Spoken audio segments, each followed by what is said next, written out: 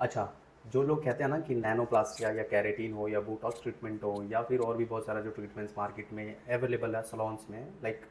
बायोप्लास्टिया, nanoplastia, keratin, Botox, ये सारे treatment से हेयर फॉल कम हो जाएगा या हेयर फॉल नहीं होगा। तो बहुत सारे क्लाइंट का कंसर्न होता है कि हेयर फॉल हो रहा है तो ये ट्रीटमेंट करने से हेयर फॉल कम हो जाएगा क्या? और बहुत सारे सलोन्स पे हेयर ड्रेसर्स भी बोल देते हैं कि हाँ हो जाएगा। क्लाइंट को उतना आइडिया या नॉलेज नहीं होता कि हेयर फॉल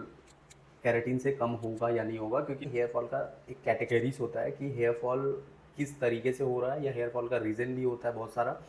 और एक होता है हेयर फॉल और एक होता है हेयर ब्रेकेज। तो दोनों में डिफरेंस बहुत सारा है। हेयर फॉल जो होता है वो आपका जैसे कि लॉन्ग हेयर है, आपने उस पर बहुत सारा ट्रीटमेंट करके रखा है, लाइक केमिकल करके रखा है जो हाईलाइट्स के हाईलाइट से भी हो सकता है, बहुत ज़्यादा कलर करने से भी हो सकता है, या फिर आपका again and again smoothening straightening, या बहुत बार आपने बहुत कम गेप में आपने कैरेटिन या नैनोप्लास्टिया ये भी करवा रहे हो तो उससे भी ब्रेकेज होता है। या फिर नेचुरल भी ब्रेकेज होता है जब हेयर काफ़ी डैमेज हो जाता है, इन द सेंस ड्राई हो जाता है, जो कि आप गलत शैम्पू, मतलब जो आपके हेयर पे जो शैम्पू यूज़ होना चाहिए वो शैम्पू यूज़ नहीं हो रहा,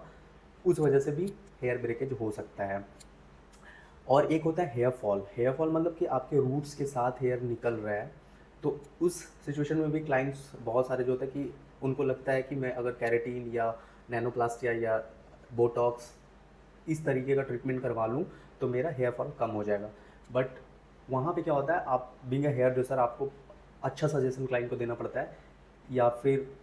हेयर को असेस करना पड़ता है कि आपका जो हेयर फॉल हो रहा है वो क्या क्या किस तरीके का हेयर फॉल हो रहा है, वो ब्रेकेज हो रहा है या रूट्स के साथ हेयर फॉल हो रहा है। सो अगर रूट्स के साथ हेयर फॉल हो रहा है और आपने क्लाइंट को बोल दिया कि ये ट्रीटमेंट करने से आपका हेयर फॉल कम हो जाएगा,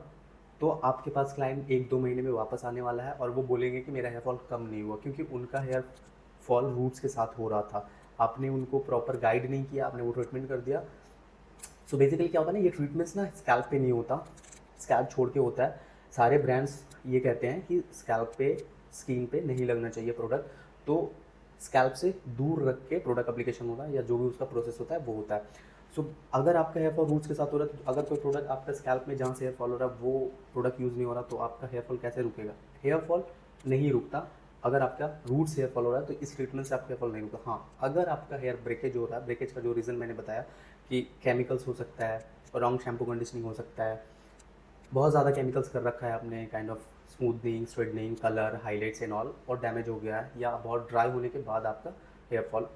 हेयर का मिडिल से ब्रेकेज हो रहा है, तो वो कंट्रोल हो जाएगा। बट अगर आपका हेयर रूट्स के साथ हेयर फॉल हो रहा है तो ये सारे ट्रीटमेंट से भी आपका हेयर फॉल नहीं होगा। तो बीइंग अ हेयर ड्रेसर आपको क्लाइंट को प्रॉपर कंसल्ट करके कि क्लाइंट का हेयर देख के कि कहाँ से हेयर फॉल हो रहा है, ब्रेकेज हो रहा है, देन ठीक है वो कम हो जाएगा। अगर रूट्स के साथ हेयर फॉल हो रहा है तो ये ट्रीटमेंट से काम होने वाला नहीं है, फिर उसको स्कैल्प का ट्रीटमेंट करना होगा या फिर कुछ और करना होगा उनके प्रॉब्लम के हिसाब से कि किस वजह से हेयर फॉल हो रहा है। बट अगर आपने बोल दिया सिर्फ हाँ हेयर फॉल हो रहा है कम हो जाएगा, आपने देखा नहीं कहाँ से हो रहा है, ब्रेकेज हो रहा है या रूट से हो रहा है, देन क्लाइंट आपके पास वापस आने वाला है कि मेरा हेयर फॉल अभी भी हो रहा है, आपका ट्रीटमेंट काम नहीं किया। सो बेसिकली क्या है ना कि ये ट्रीटमेंट सारे हेयर ब्रेकेज कम करता है, हेयर फॉल रूट्स के साथ जो हो रहा है उसको कम नहीं कर सकता।